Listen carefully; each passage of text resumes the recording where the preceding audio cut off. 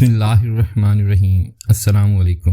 زندگی میں 3 لوگوں کو کبھی مت بھولنا: مصیبت میں ساتھ دینے والوں کو، مصیبت میں ساتھ چھوڑنے والوں کو، اور مصیبت میں ڈالنے والوں کو۔ میں سب جانتا ہوں، یہی سوچ انسان کو کنویں کا مینڈک بنا دیتی ہے۔ زندگی میں کبھی بھی اپنے ہنر پر غرور مت کرنا، کیونکہ پتھر جب بھی پانی میں گرتا ہے تو اپنے ہی وزن سے ڈوب جاتا ہے۔ اپنے دشمن کو 1000 موقع دو وہ آپ کا دوست بن جائے، پر اپنے دوست کو ایک بھی موقع نہ دو کہ وہ آپ کا دشمن بن جائے۔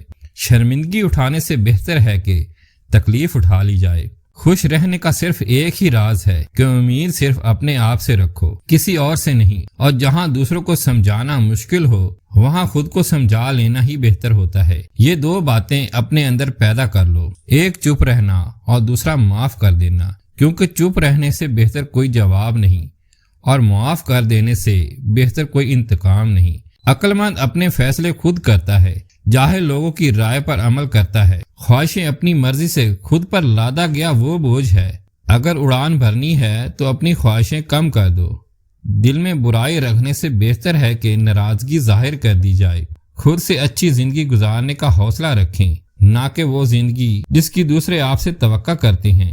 اگر آپ جاننا چاہتے ہیں کہ کوئی بھی انسان کیسا ہے تو اچھی طرح دیکھ لیں کہ وہ اپنے سے کمتر لوگوں کے ساتھ کیسا برتاؤ کرتا ہے۔ اکثر لوگ نماز نہیں پڑھتے، وہ صرف بھیک مانگتے ہیں۔ عمر کے ساتھ حکمت آتی ہے، لیکن بعض اوقات عمر اکیلے آتی ہے۔ ہر کوئی دنیا کو بدلنے کا سوچتا ہے، لیکن خود کو بدلنے کا کوئی نہیں سوچتا۔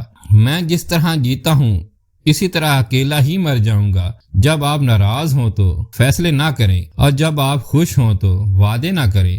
دولت قریب آتی ہے تو 5 چیزیں خواب میں نظر آنا شروع ہو جاتی ہیں۔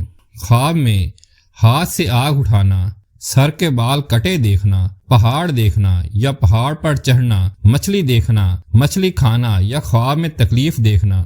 دولت کے قریب آنے کی یقینی نشانیاں ہیں۔ اکیلا رہنا بری صحبت سے بہتر ہے۔ جبرائیل کی طاقت خوراک کی وجہ سے نہیں، بلکہ اللہ تعالیٰ کی دیدار کی وجہ سے ہے۔ اگر تو بیکار پتھر ہے تو صاحب علم کے پاس بیٹھ، گوہر بن جائے گا۔ 1000 قابل انسان کے مر جانے سے اتنا نقصان نہیں ہوتا جتنا ایک احمق کے صاحب اختیار ہونے سے ہوتا ہے۔ تھوڑی دیر کے لیے قبرستان جا اور خاموشی سے بیٹھ اور ان بولنے والوں کی خاموشی کو دیکھ۔ تمہاری اصل ہستی تمہاری سوچ ہے، باقی تو صرف ہڈیاں اور خالی گوشت ہے۔ اگر آپ کو ہر مادی چیز کی قیمت معلوم ہے مگر اپنی قدر معلوم نہیں، تو اس سے بڑی بے وقوفی کیا ہوگی؟ جب دنیا والے تمہیں گھٹنے ٹیکنے پر مجبور کر دیں تو یہی وقت ہے بہترین سجدے کا۔ چیزوں کے غلط یا صحیح ہونے کے علاوہ بھی ایک میدان ہے، میں آپ کو وہاں ملوں گا۔ مولانا رومی رحمت اللہ علیہ سے کسی نے پوچھا کہ زہر کیا ہے؟ فرمایا، ہر وہ چیز جو تمہاری ضرورت سے زیادہ ہو وہ زہر ہے، جیسے قوت، دولت، اقتدار، لالچ، محبت، نفرت۔ جب کسی چیز کے پیچھے بھاگتا ہوں تو میں غم اور پریشانی کا سامنا کرتا ہوں۔ اگر میں اپنے صبر کی جگہ پر بیٹھوں تو مجھے جس چیز کی ضرورت ہے وہ میرے پاس خود آئے گی۔ کسی درد کے بغیر آپ پروں کے ساتھ پیدا ہوئے ہیں، آپ رینگنے کے لیے نہیں ہیں۔ آپ کے پاس جو پر ہیں انہیں استعمال کرنا اور لڑنا سیکھیں۔ ہمیشہ یاد رکھیں کہ آپ اپنے یقین سے زیادہ بہادر اور اپنے تصور سے دگنا خوبصورت ہیں۔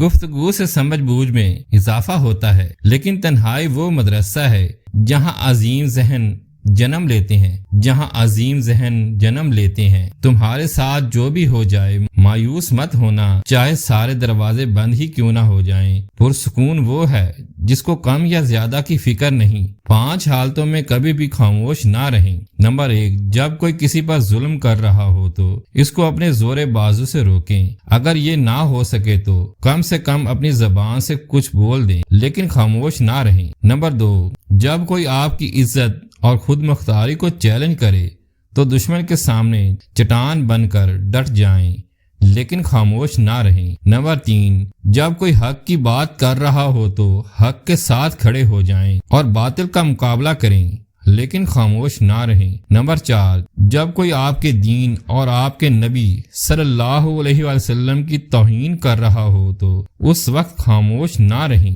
بلکہ نبی پاک صلی اللہ علیہ وآلہ وسلم کی ناموس کی خاطر نکلیں۔ نمبر 5، دو لوگ آپس میں لڑ رہے ہوں تو ساتھ کھڑے تماشا نہ دیکھیں بلکہ روکنے کی کوشش کریں۔ اس وقت آپ کی خاموشی کو آپ کی بے وقوفی سمجھا جائے گا۔ السلام علیکم۔